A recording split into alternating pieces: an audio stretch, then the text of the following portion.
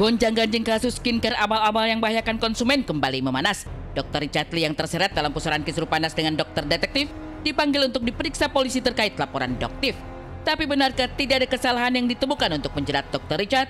Benarkah pula Dr. Richard malah dibuat kecewa bercampur amarah lantaran laporan dokter detektif tidak jelas juntrungannya? Seperti yang teman-teman ketahui bahwa Doktif sudah melaporkan saudara R ya. Duduk ngabisin waktu, aku tuh bingung juga apa yang dipermasalahkan di sini. Korbannya nggak ada, belinya nggak di tempat aku, tapi dilaporkan. Ya, tapi udahlah kalau kita diundang ya, saya menghormatin pihak kepolisian di sini. Polisi ngundang saya memberikan keterangan.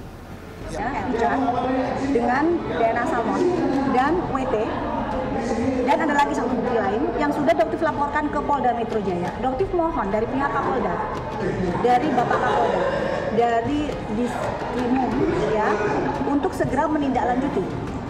Karena prosesnya juga agak cukup lama, mungkin karena banyak saksi yang dipanggil. Mungkin insya Allah minggu depan saudara Richard juga akan dipanggil berkaitan dengan kasus ini. Dan alhamdulillah dengan tadi sudah disimpulkan, ya tadi ya beberapa yang sudah disimpulkan di sini, poin-poinnya.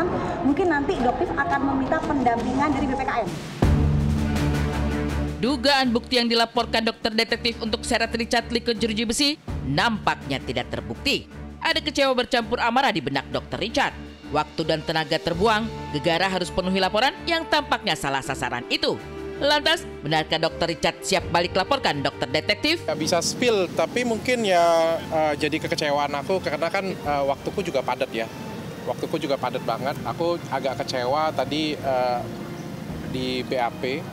Aku ngelihat yang laporinnya juga, mohon maaf ya, menurut aku ya, belinya juga tidak di platform resmi, belinya juga terindikasi barang yang bukan barang palsu, jadi bukan barang asli ya, bukan barang asli, bahkan bukan beli di tempat aku.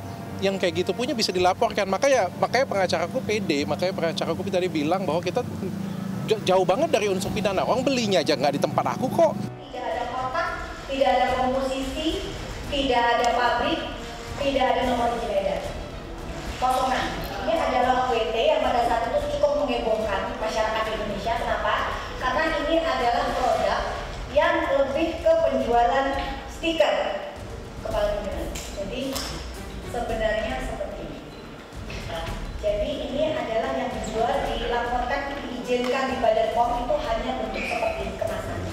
Dan ini cukup membuat heboh masyarakat Indonesia karena ini sudah terjual jutaan pieces, memutihkan dan mencerahkan kulit, memutihkan seluruh badan, membantu menghilangkan flek hitam, mencerahkan lipatan.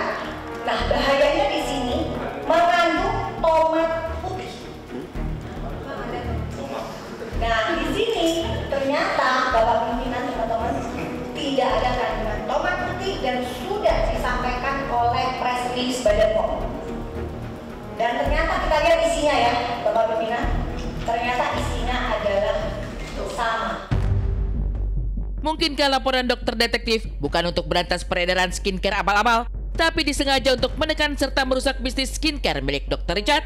Benarkah ada persaingan bisnis hingga dokter detektif dinilai sampai menyerang ranah pribadi Dr. Richard? Menilai ya, kalau menurutku kalau misalnya memang saya kan dari dulu terkenal masuknya di edukasi ya, dan saya fokusnya memang di edukasi. Maupun saya ke podcast sekalipun sebenarnya bahan yang saya bawa sebenarnya ada edukasi ya. Sekarang kalau misalnya Doktif seperti itu, saya pikir publik lah yang bisa menilai sih, apakah tujuannya memang edukasi. Kalau memang tujuannya edukasi, yang edukasi ke masyarakat, saya pikir nggak perlu kemana-mana sih. Sampai ke handphone, sampai ke berlian, sampai ke baju orang dikomentarin, sampai ke macam-macam kehidupan pribadi ya. Saya pikir kalau misalnya memang dia edukator ya edukasi aja yang benar.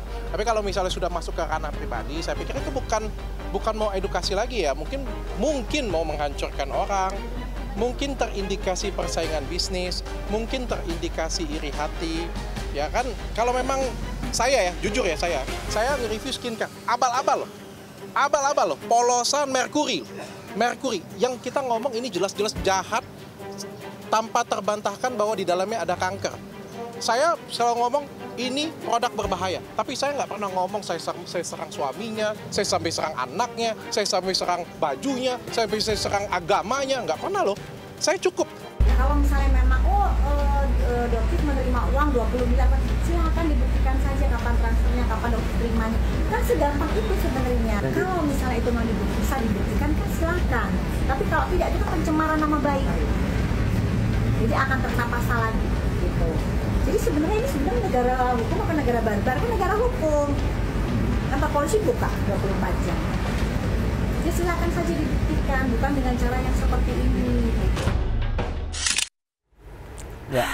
Ini perseteruan para dokter-dokter ya, padahal mungkin mereka bisa ngobrol baik-baik nggak sih? Karena kan sayang juga ini kan mereka memiliki brand lokal gitu yang mana kita suka support banget. Tapi sayangnya kalau sesama dokter ini tidak saling support. Nah jadi kan kita bingung gitu ya sebagai market dan juga buyer, ini mana yang kita mau percaya, lagi suka pakai produk A, tau-tau dibilangnya tuh palsu dan sebagainya. Padahal ya memang harus dibuktikan dulu secara hukum, tapi kan pencemaran nama baiknya sudah terjadi dan takutnya gitu kan ada orang-orang yang kehilangan pekerjaan dan sebagainya. Nah sebenarnya ini jadi babak baru lagi ya setelah kemarin sempat ribut sama yang punya skincare satu lagi, sekarang sama yang ini, dan nanti juga kita akan melihat seperti apa hasil dari lapor-melapor ini, karena sampai sekarang masih belum tahu siapa yang benar, siapa yang salah, mana produk yang bagus, mana produk yang benar gitu.